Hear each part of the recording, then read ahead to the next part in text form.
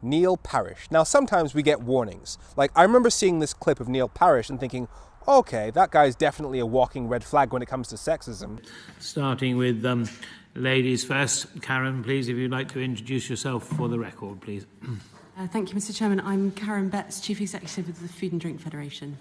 Welcome here this afternoon. I understand this is the first time you've come before select committees to give evidence, so we will try and be firm with you, but kind, hopefully, this afternoon. So I've been the first time at this committee. Right.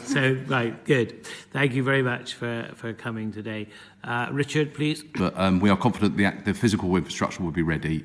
Others may have a view on the staffing, of course. So what, the actual structures are built then, are they? Pretty much, yeah. And are they, and I suppose they won't naturally be manned necessarily until, or personed until... And then a few weeks later, he was caught in Parliament watching what one can only assume was tractor porn. To be clear, on at least one occasion, you were blatantly viewing pornography on your mobile phone in the chamber of the House of Commons. Yeah, funnily enough, it was tractors I was looking at, and so I did get into another website that had a sort of very similar name, and I watched it for a bit, which I shouldn't have done. But my biggest crime, is that on another occasion I went in a second time.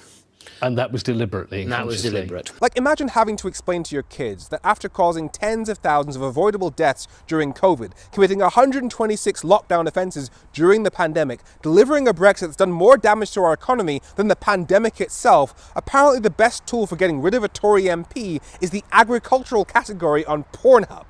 But on a serious note, here's Neil Parish arguing that we should starve the people of the UK as a negotiating tactic against the EU.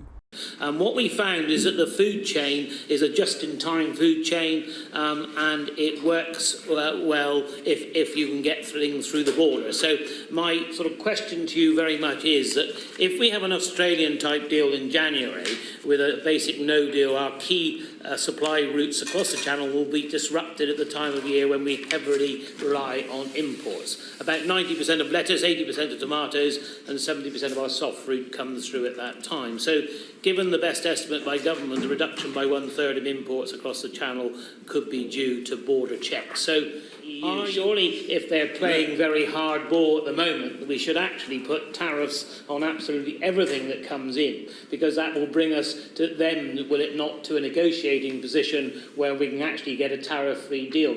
So will you commit to putting reciprocal tariffs on EU imports if we don't reach a free trade agreement with the EU? Because it's essential if we're going to maintain production in this country and also get a deal with the Europeans.